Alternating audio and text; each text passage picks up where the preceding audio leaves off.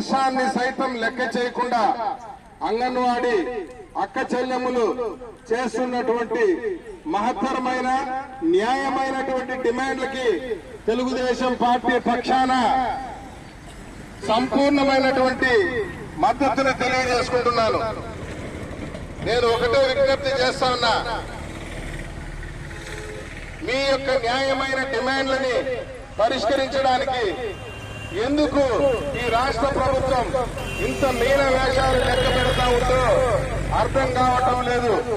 Corona టైంలో అంగన్వాడీ అక్క చెల్లెములు చేసినటువంటి సహాయము, చేసినటువంటి సేవలు నిజంగా ఒక చారిత్రాత్మకమైనటువంటి సేవలని చెప్పి కూడా ఈ సందర్భంగా నేను హృదయపూర్వకంగా విజ్ఞప్తి చేస్తున్నాను. అంగన్వాడీ కేంద్రాలంటే మీరందరూ ఆది గురువులతో సమానం. ఎందుకంటే మొట్టమొదటిసారిగా బిడ్డ పుట్టిన తర్వాత చేయి పట్టి ఓనమాలు దిద్దించేటువంటి ఘనత ఈ మన అంగన్వాడీ అక్క చెల్లెములది. బిడ్డ పుట్టగానే తల్లిదండ్రులు ఓనమాలు నేర్పిస్తారో ఏమో తెలియదు కానీ అంగన్వాడీ అక్క చెల్లెములు మాత్రం బిడ్డల్ని మీ ఒళ్ళో కూర్చొని పెట్టుకుని మీ సొంత బిడ్డల్లాగా ఓనమాలు నేర్పించినటువంటి చరిత్ర, ఆ ఘనత, ఆ పుణ్యం మన అంగన్వాడీ అక్క చెల్లెములని కూడా సందర్భంగా తెలియజేస్తున్నాను. అమెరికాలో పిహెచ్డీలో లేకుంటే స్టాన్ఫోర్డ్ లో, లండన్ లో పిహెచ్డీ చేయాలన్నా ముందు మన అంగన్వాడీ అక్క చెల్లెములు చేయబట్టి ఓనమాలు దిద్దించాల్సిందే. అది మన యొక్క చరిత్ర, ఘనతను కూడా ఈ సందర్భంగా నేను హృదయపూర్వక విజ్ఞప్తి చేస్తున్నా.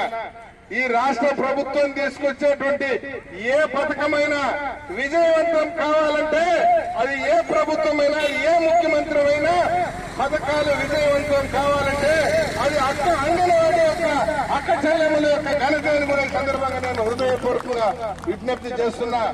అటువంటి అంగన్వాడీ అక్క చెల్లెములకి వాళ్ళు కోరినటువంటి కోరికలు, డిమాండ్లకి చేతులు జోడించి నమస్కరించి ఆమోదించాల్సింది పోయి మీ పైన పోలీసు కేసులు, మీ పైన పోలీసు లాఠీలతో ఉసిగొలపడం ఎంతవరకు సమంజసమని చెప్పి ఈ సందర్భంగా గట్టిగా డిమాండ్ చేస్తున్నాను. ఈ ముఖ్యమంత్రిని హెచ్చరిస్తున్నాను. ప్రతి అంగన్వాడీ కార్మికుల దగ్గర, ప్రతి అంగన్వాడీ టీచర్ ఇంటి దగ్గర, ప్రతి అంగన్వాడీ ఆయా ఇంటి దగ్గర పోలీసు బలగాలు పెట్టి ఉన్నారు. ఉదయం 4 గంటకంతా కూడా పోలీస్ స్టేషన్ లో పోలీసులు ఉన్నారేమో తెలియదు కానీ అంగన్వాడీ అక్క చెల్లెమ్మ ఇంటి చుట్టూ 7-8 మంది పోలీసులు చేరిపోయినారు. వాళ్ళు ఏం తప్పు చేశారు? జీతం పెంచమని అడగటమే వాళ్ళు చేసినటువంటి నేరమా అని చెప్పి కూడా సందర్భంగా నేను హృదయపూర్వకంగా విజ్ఞప్తి చేస్తున్నా.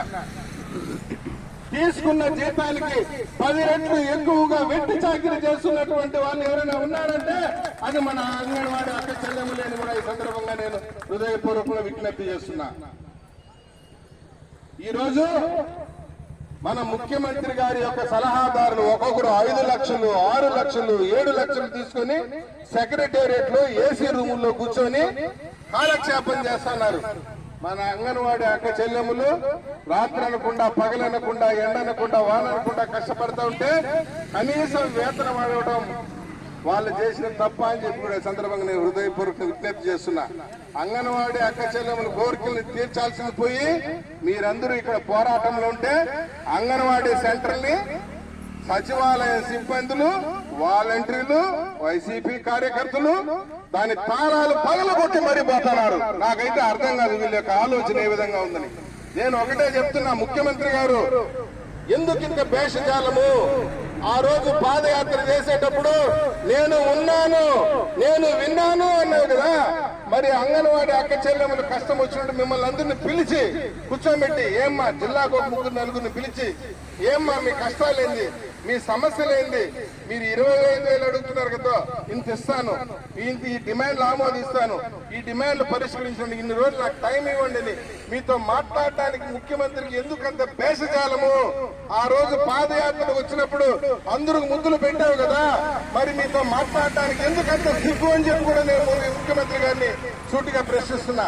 మన ముఖ్యమంత్రి ఆ రోజు ఓట్ల కోసం మన కాళ్ళు పట్టుకున్న ముఖ్యమంత్రి, మరి ఈ రోజు వాళ్ళ సమస్యలు వచ్చినప్పుడు వాళ్ళతో మాట్లాడటానికి సిగ్గుపడి భేషజాలానికి పోయి అంగన్వాడీ సెంటర్లను పగలగొడతావా? నీకు ఎవరు ఇచ్చారు అని చెప్పి ఈ హక్కుని నేను సూటిగా ప్రశ్నిస్తున్నా.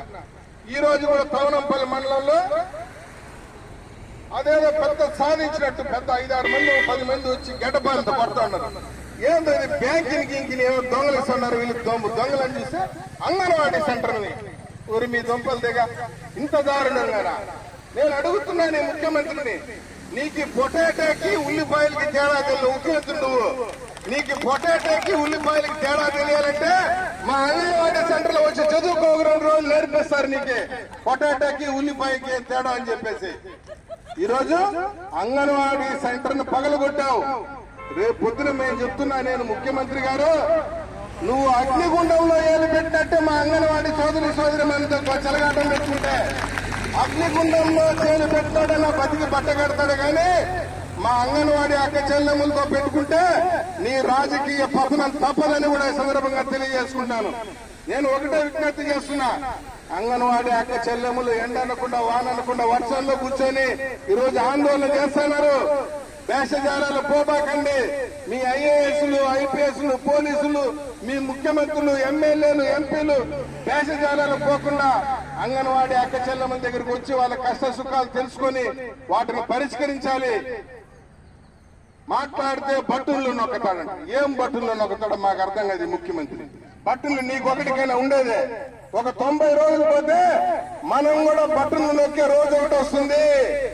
90 రోజులు పోతే మన రాష్ట్రంలో మీ అందరికి ఒక్కొక్క బటన్ నొక్కే రోజు ఒకటి వస్తుంది. ఆ బటన్ నొక్కితే ముఖ్యమంత్రి ఇంటికి పోవడం ఖాయం. అంత పవర్ఫుల్ బటన్ మా దగ్గర ఉంది, జాగ్రత్తగా